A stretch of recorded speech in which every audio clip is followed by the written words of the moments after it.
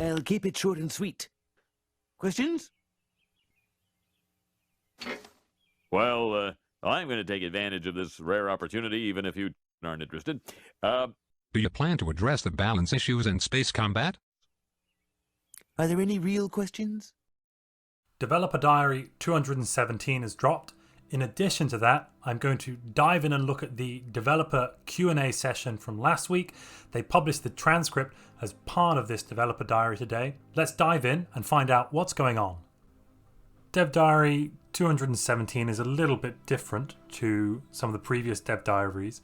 It's more of a letter to the community than anything else from Mr. Freak at Paradox. So let's jump in and kind of see what they're saying. So the first thing they're kind of mentioning here is that what they are looking for is some feedback from the community. The community team at Paradox want to get feedback from us in the community, and they're trying to work out how to do that so that the custodian team can then work out what it is that they are going to be working on.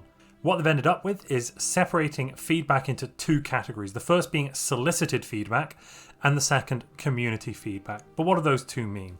So the first solicited feedback, that's referring to the feedback threads they have here on the Paradox forum. So if you want to get to that, the link to this dev diary is in the description. You can from there find your way into the forum to see where some of these feedback threads are. And they basically are thinking about moving these threads into a sub-forum called feedback that only Paradox employees are able to create posts on.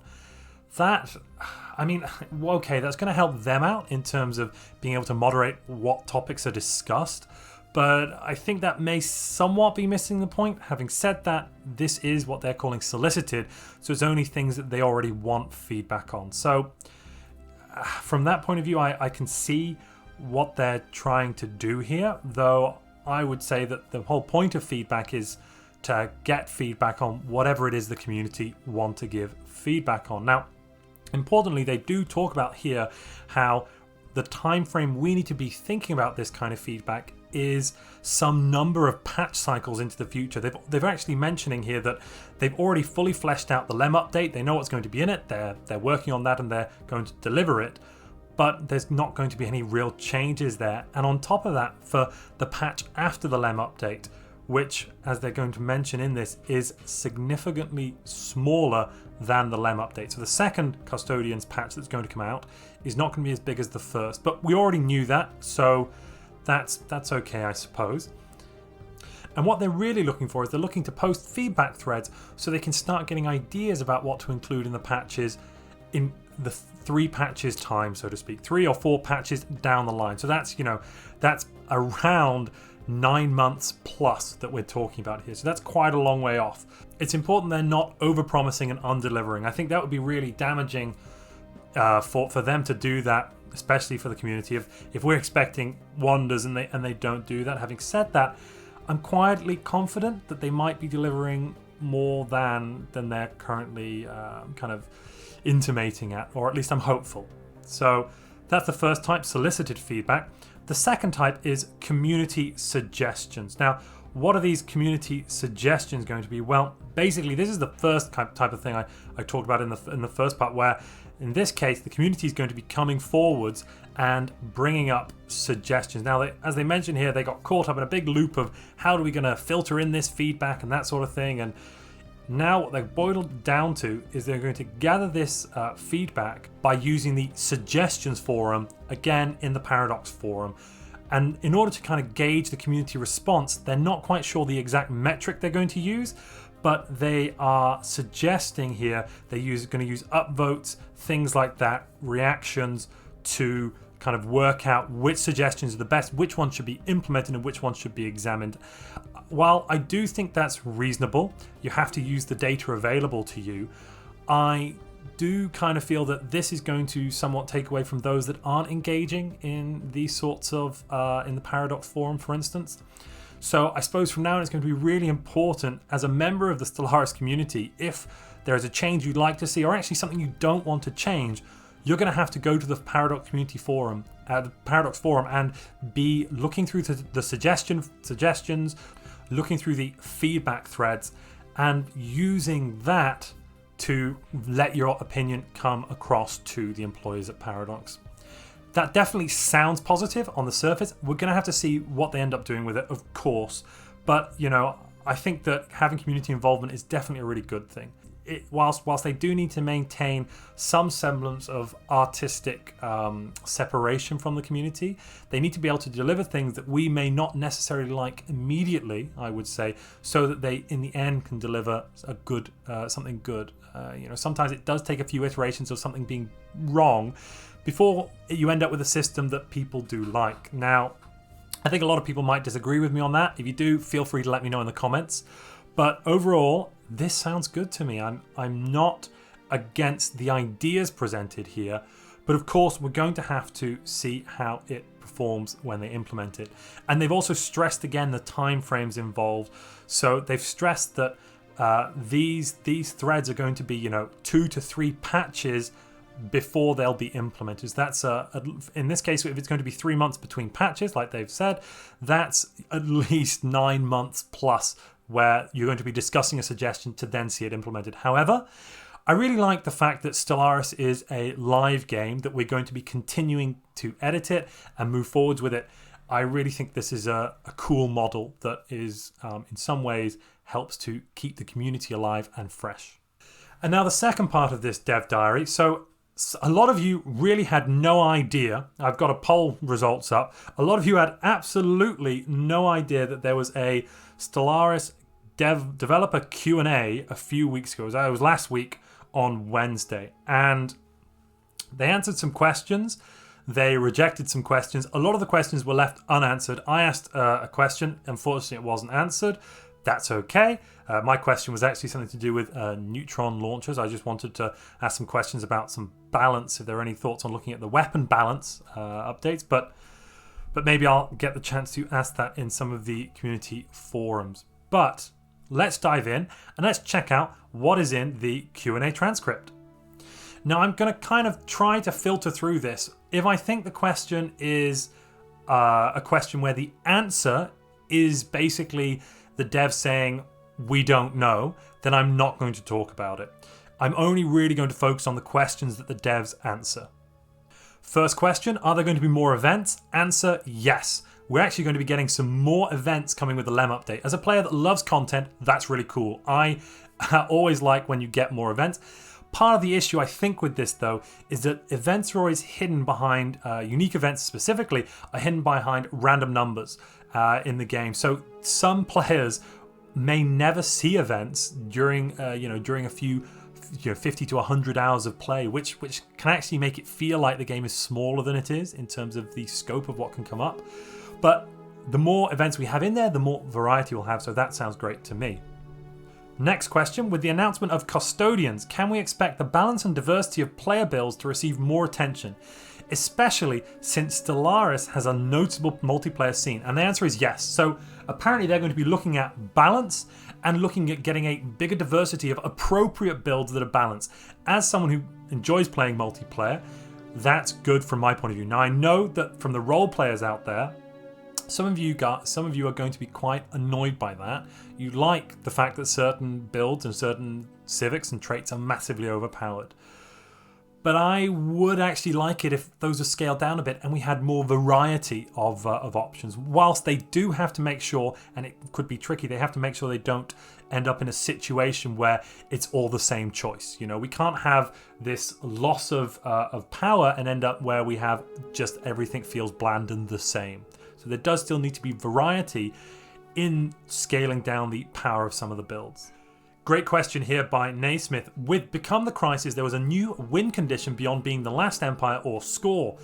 And as some of you probably remember, actually, back in the beginning of Stellaris, there was no win condition. It was just, technically speaking, an unlimited sandbox that went on forever, and the game was what you made of it. Now, personally, I thought that was actually really cool. It was a really kind of philosophical, it made you think about the philosophy of why we're here and what the point of living in the galaxy or just on planet Earth, actually, what the point of it is. And it meant that empires in a lot of ways had to find their own meaning and what it meant to them to win the game. But it's good now from a gaming point of view that we do have win conditions, and they say they have no plans for it, but they'd like to explore that idea in future. Now, I've included this one because I thought the question was really good. Not necessarily, the answer here is they don't know, but great question. The next question is a question of will or will they not nerf Tech Rush gameplay? And the answer they've given here is that they have, whilst they have no specific plans to do that right now, and they do recognize that they have no plans for resource requirements on technologies, especially ones that are very random number generator driven. They are considering some options for making Tech Rush not quite as oppressive as it is right now, but they're not promising anything on that front. Now, whilst I think the main way that they could do this, to be quite honest, would be to make Unity a viable, as a competition in terms of a resource as science. If the tradition trees were as powerful to get ahead on as the science trees, then in that case you would have spiritualist empires which would be able to compete with technocratic empires, and that would be good for balance. Though from a thematic and roleplay perspective, I don't think that praying is going to, an empire that prays a bunch, I'm not seeing how they're going to be able to defeat a Death Star. But if you disagree with me on that, please comment down below. Are there plans to add more ship sets or section types to the game? So first, on the ship sets, they're saying yes, they're going to add more in new species packs. That's cool. We can look forward to new species packs coming here. I think that's an important point, is what here that they're making is new species packs are on the horizon. To be quite honest, I can't think of where they could go next with this. We've got rock people, we've got I suppose there could be an energy-based species. We've got a mineral-based species, an energy-based species. Those of you that have seen Titan AE, or actually, sorry, just the Unbidden in Crisis in the base game, we could have an energy-based species that uses energy to reproduce and moves around the universe that way. That could be very cool. But that's just top of my head thinking anyway. On the ship sections, it's an emphatic no, they are not going to be adding more ship sections. That means the ships we have are the ships we're going to remain with until we get to Stellaris 2. They're not going to be changing up the ship sections in Stellaris. Corvettes, destroyers, cruisers, battleships, they're here to stay. Will hive mind and machine primitives be added to the game?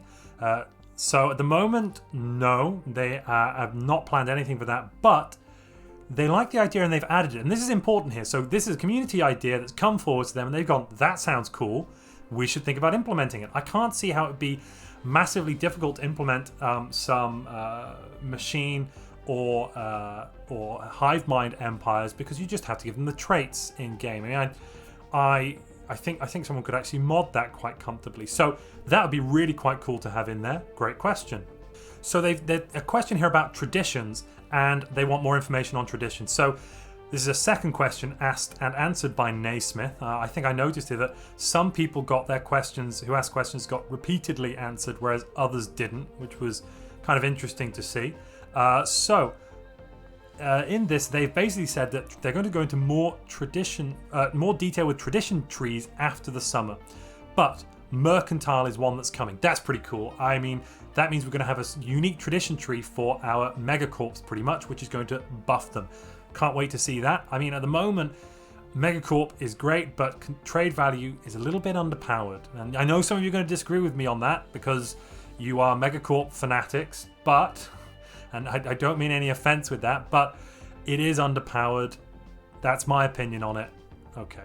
Will the major expansions and DLC such as Utopia and Apocalypse be receiving updates by the Custodian team, or is it just going to be focused on species packs? So, what have they said about this? Well, they are saying that it is whatever the Custodian thinks can bring the most value to players. If the team has a good idea and they're passionate about improving something, it can be from any DLC. However, it's about the actual value that they're providing. So they've called it a popular DLC. If you want to take a look at, I've got a video on which DLC, I've got a ranked tier list on them, which one I think are the best. Utopia's going to spoil it here. Utopia's right up there at the top. They said that it would be less appropriate to give improvements to Utopia to a less popular DLC. What they mean with less popular, I think, is a DLC which is less heavy on features and content. Somebody has again asked new ship sets. The answer is an emphatic no. There have been other questions before that I've kind of skipped past. People asking if they're going to have new or more of something, and it's just a consistent, we're not sure, no, we don't have any plans. So I've not included those, but I just wanted to briefly touch on that. Are there any plans to add new material from the board game? And I don't know if some of you might not know about this, but the Stellaris board game was developed and pushed out on Kickstarter. I actually supported it. If you couldn't tell, I really like this game, and I really think it might be quite cool. They might be quite cool to have a board game version of it. So I definitely jumped at that. But what they're asking is, are any of the new features and content in that going to make their way back into the base game, into Stellaris? And the answer is they're not planning on it. But it's certainly something they are definitely not opposed to. So I think what they're saying here is anything that sounds really good, they might take that and re-implement it back into the PC game Stellaris. Question on Synthetic Dawn, will there be any new machine portraits, etc.? So the answer to that is basically no. But importantly, what they mention here is the priority for Synthetic Dawn would be looking at the machine uprising. Now, I think it's really important that they straight away jump to that, because I would suspect that that means looking at reworking the machine uprising in that event chain is something they're thinking about. I personally think the machine uprising needs significant rework before it becomes a fun and interesting gameplay mechanic that you don't just completely attempt to avoid. So that's pretty cool. Let's watch the skies on that one and see how it goes. Would they reconsider the proposed admin cat removal and Unity buy down idea? So basically here, what they're saying is, whilst it's not written in stone, and if it's rubbish they'll drop it, they reserve the right to make unpopular decisions. I have to support that comment. They should be able to make unpopular decisions. They need to be able to express their artistic vision as game designers. I feel I have to agree there, but what they're basically saying is it's going ahead. I think is how I read the response here. If it's crap, they won't do it, but in essence, they're going to make the change. I can't really see how from that response it's not going to happen. So the proposed admin cat removal looks like it's going to be going down. Good to know. What is the developer's official canon, and say that I'm putting fake quote marks up, difficulty? For instance, in the trailers, what difficulty do you guys think it is set to? Also, what's the dev's recommended difficulty setting? So, Ensign, no bonuses to the player or AI. Settings-wise, just the default settings as you boot up the game. That's an interesting one. So, they test the game in Ensign difficulty. As a player who likes to play on Grand Admiral, I find that quite interesting. I think that possibly some testing on the Grand Admiral may be needed there, actually. I think, personally, I think that the AI has its issues, and quite a lot of that is due to some of the build order that the AI will go through and what the AI will prioritize over what a player would prioritize. The AI doesn't play the game perfectly, unfortunately, and that then leaves a bit of a gap between good play and the AI play. So it's interesting here to see that they play on Ensign. How about multiple crises or multiple crises in the game? Basically, no. Just going to be one crisis, no. They can't do it. It's not a can of worms they're going to open, absolutely not. Okay. Would there be dedicated servers for PvP/PvE hosted at select times for people who struggle to find people to play with? So they've then given here some links in the Discord, some threads in the official Discord. And if you didn't know, there is a Stellaris official Discord. I'll pop a link to that down below in the description. But on top of that, there are a bunch of servers out there in Discord servers for people that want to play the game. There's Weekend Stellaris Club. There's Stellaris Multiplayer Community, I think it's called.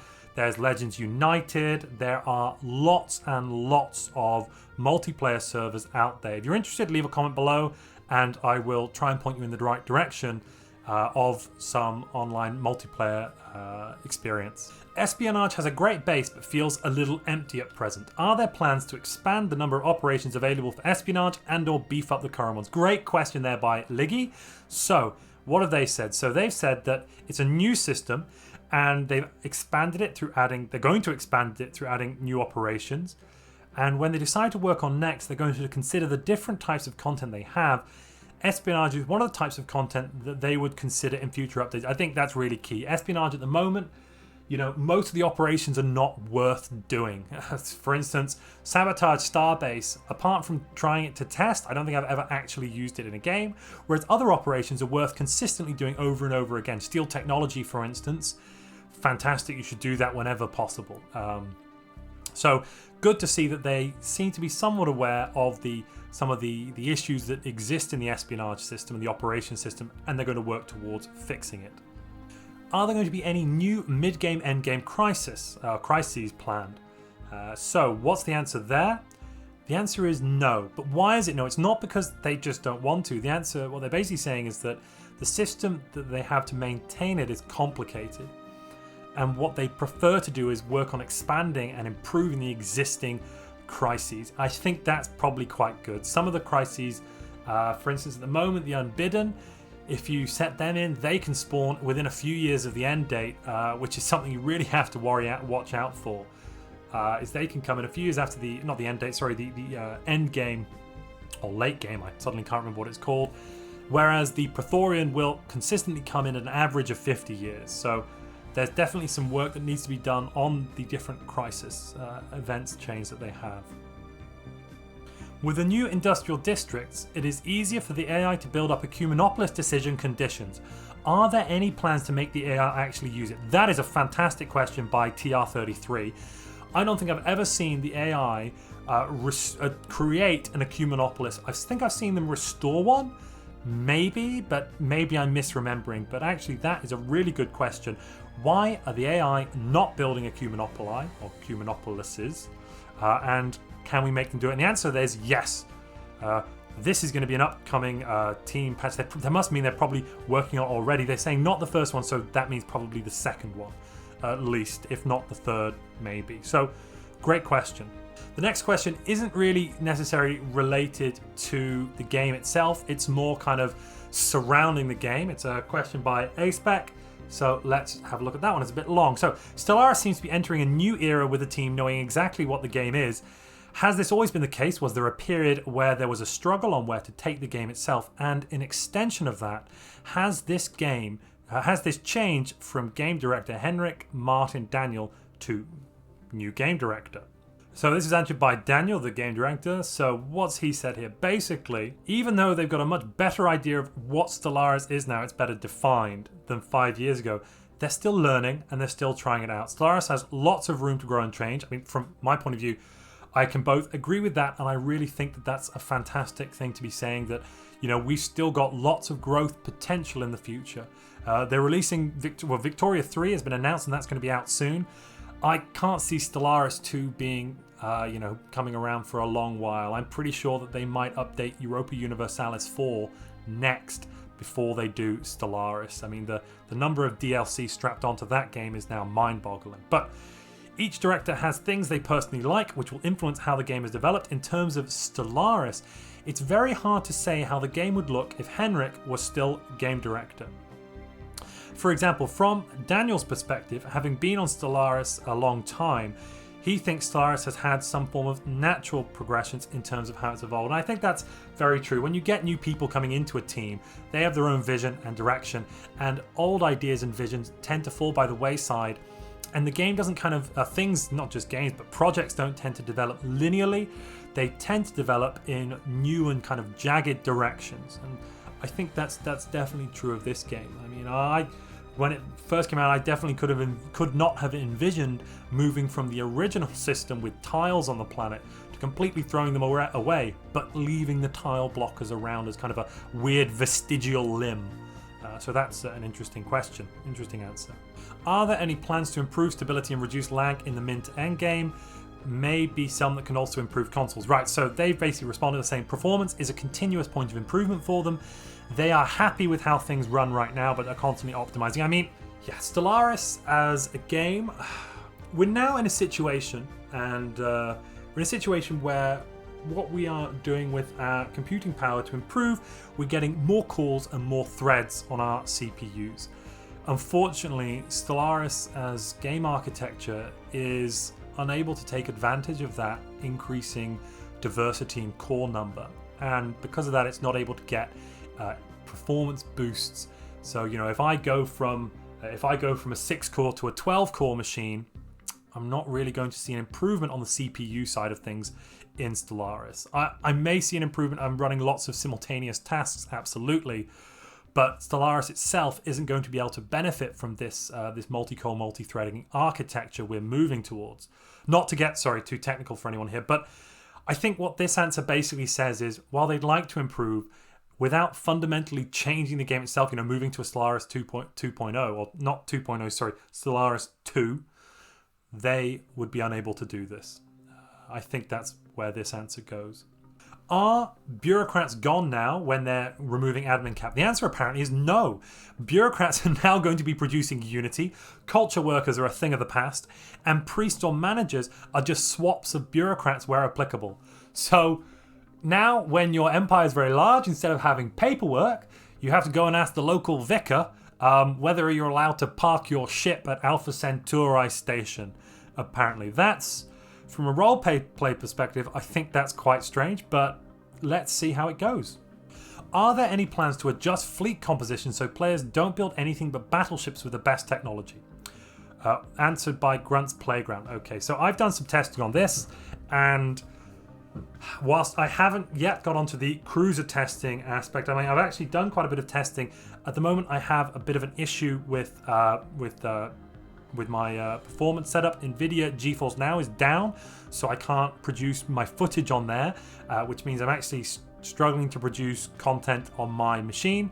Because of that, I have somewhat bitten the bullet, and I've gone out and I am building a PC in order to be able to continue providing that content at a frame rate that won't kill your eyeballs. But I haven't done cruisers. I've so far looked at everything but cruiser interactions, and I've only looked at individual ship builds against other individual ship builds mainly, as well as looking at some weapon comparisons. Links to that, if you go to my page, there's a whole playlist of ship series. But what they're saying here is that they think that they disagree that only battleships are worthwhile. Now, whilst as I just said, I haven't looked at cruisers, if you run a fleet of battleships with a mix of artillery and carrier at around 30%, every other ship design by comparison is not going to be able to compete with you. You're not going to be able to compete against them if you're running destroyers, if you're running corvettes.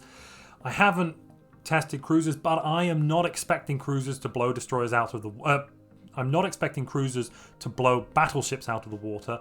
That is going to be something I'm going to have to come back to, but really I'm going to have to disagree here when they're disagreeing with the sentiment. I think that battleships really are pretty much, once you've got them in the late game, you really only want to be building them. I do need to look at mixed fleet testing, absolutely, and there are aspects where you'd want some other ships for other things. For instance, having a little blob of corvettes to screen out the alpha strike of an opposing artillery fleet, that's definitely useful, and things like that. But at the moment, I kind of have to disagree with their disagreement.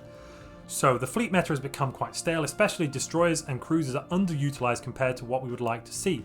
They are considering options in this regard, brainstorming, reading through feedback, experimenting. Don't expect a quick solution in the near future. It's a delicate issue and we want to actually fix it and not just turn the meta wheel to the next stage.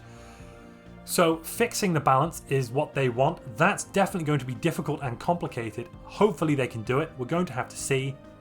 My thoughts and prayers are with them, but I look forward to see what they come up with. Good to see they're thinking about it.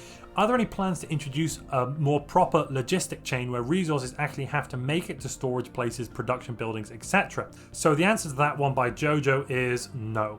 The game is about exploring and conquering the stars. Putting a logistic layer onto that might result in drudgery. Now, I can kind of see where he's coming from, but as a player who I enjoy Hearts of Iron, and yes, their logistic system isn't perfect, I think it does add good depth to the game.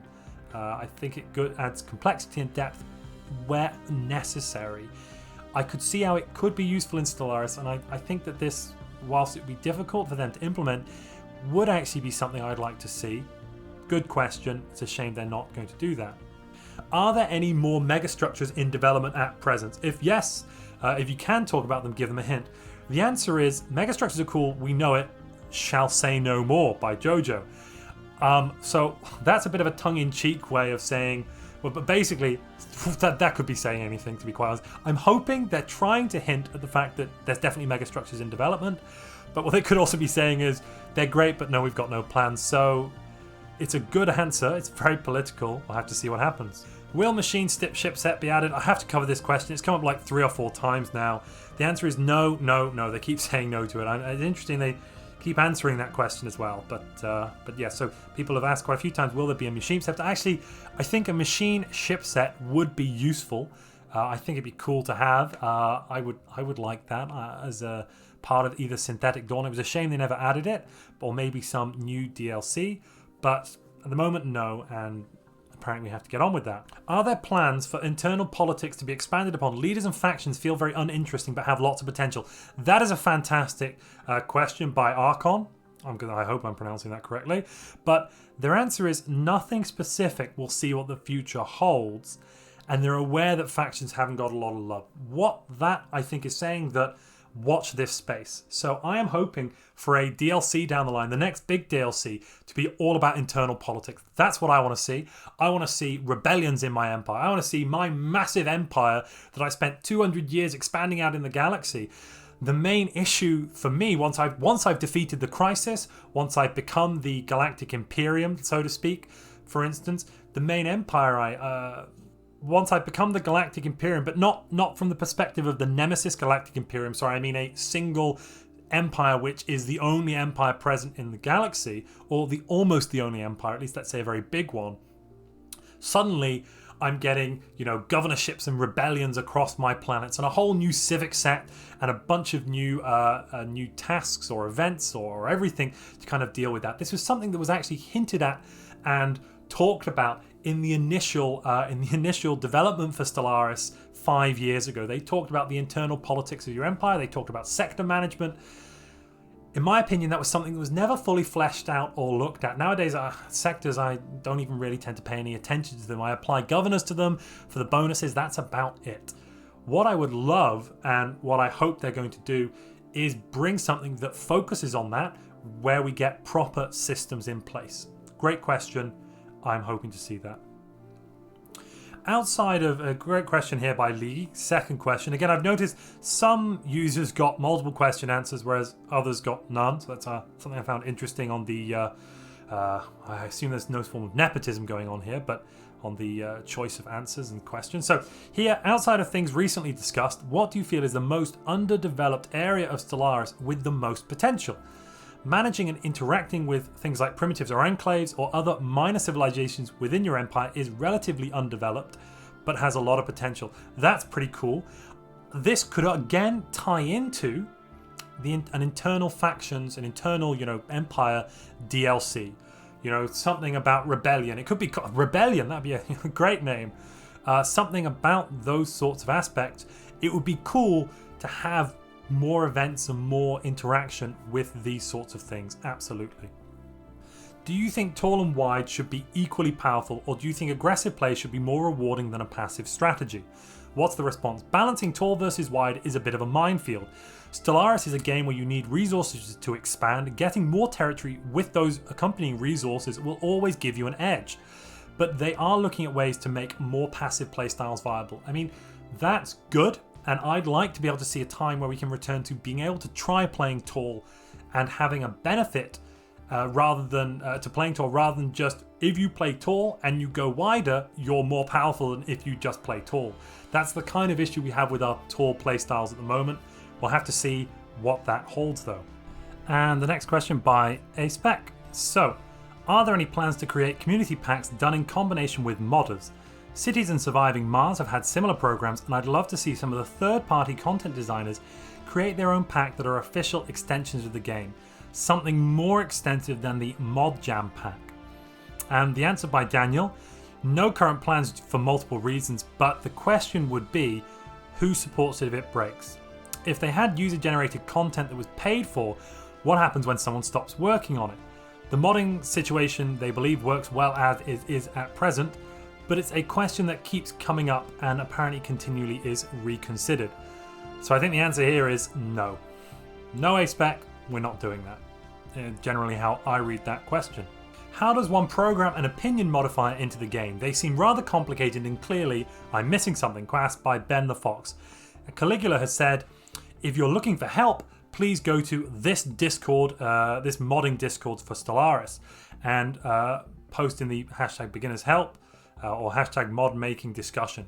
Cool, great answer, great response, very helpful. Are there any plans to add advanced tactics for fleets like formation and specific ship roles to make each ship type more worthwhile in the meta? Formations are cool, just ask Ender Wigan. So, the answer there is no current plans, but it's something they've spent some time thinking about. Formations in Stellaris would be very tricky to use, but don't give up hope yet, and they haven't given up hope. And even if there isn't a solution even if it isn't the solution, it's something they are going to look at exploring internally. Pretty cool. Currently, Bio and Synth Ascension both get good pop growth amplifiers, Clone Vats plus Gene Clinic on the one hand, and bonus capital jobs. Psionic only gets the default robot labs, which then angers the spiritualist in their themed ascension, and half the clinic boost since they don't get assembly. Are there any plans on giving them more ways to grow? And the answer is they are looking, and that is currently looking, at their options to improve the psionic experience, but they haven't worked it out yet. That's good. I'm considering doing a video on the different ascension paths and looking at that analysis there, but it would be really good to improve the psionic. It's actually an ascension path that I rarely use but really like. With the Plantoids rework, can we get a Plantoid Jeff portrait? And what's the response there? Jeff has already grown more powerful than we imagined, and they can't control him anymore. A question here about piracy and crime and their interconnectivity. At present, there is no plans in the future, though, to make changes to piracy and crime, which I think is a bit of a shame. Piracy does need a rework. At the moment, it's minor nuisance at best in the early game and completely irrelevant by the late game. Great question here by Kairos. Is it possible for the game to stop using portraits that I have assigned for my own empire or an empire that I've set to be generated in my game? It's very immersion breaking to run into an empire with the same face as my race. And the answer there is they haven't got plans right now, but it's something they could look at expanding on, and it would make sense to do that. That's pretty good. What I think we're seeing here is community feedback that's getting looked at and now going to be we set the small stones tumbling down the mountain. Hopefully it'll turn into an avalanche. That would be really cool. From a roleplay perspective, I definitely hate it when I run into an empire which has the exact same portrait set as my own. Even in multiplayer games, it does irk me. That's why I try to choose portrait sets in multiplayer games that are not used by other empires. So a question here, kind of taking us a bit back to Imperator Rome and something implemented there. So given that it was implemented there, I think it would be possible to push it into Stellaris. They've done it once, maybe they can do it again. Are they thinking about changing culture a bit so that, like in other Paradox titles, but with ethics attached? For example, Empire X has a culture group and other subcultures can emerge out of them from faraway colonies. That would be really good, and that would definitely fit in well with an internal mechanics DLC, an Empire internal politics DLC that I kind of mentioned a few times earlier that I'd like to see here. And then they also mentioned, and could religion play a role in intergalactic politics? Daniel, the lead, has said, I very much like the idea of groups of pops belonging to different cultures. There are no plans now, but it's something that's been on his mind for a long time that he'd like to figure out. That's fantastic.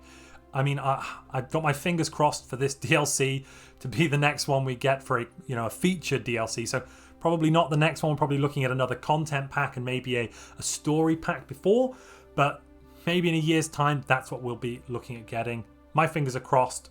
Let's see. Will any of the other older anomalies or space fauna outcomes be changed to give more options or interesting random outcomes to shake them up for veterans who know them all extremely well? And the answer apparently here is yes. The content design lead has done exactly that on one of the really old events earlier today, and it's certainly something that's on their radar for the future, though they're going to stop short of making specific promises on it. I think that sounds good. I would definitely like to see some content changes. Because some of the older event change now, it's like, well, which do I want? I know what's going to happen. Click, click, done. And that can be a little bit grating and immersion breaking when you run into an anomaly or an event that you simply know through and through. That wraps it up for this developer diary, it seems. Pretty cool.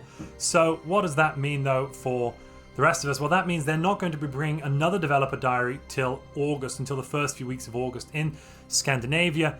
Everybody goes on holiday in July, pretty much, and that's probably why that's going to happen there. So we can look forward to hearing more about some of the new content that's coming in a month's time. If you've enjoyed this video, please leave a like. If you've got any feedback for me, please leave a comment. And if you'd like to see more content like this, please subscribe.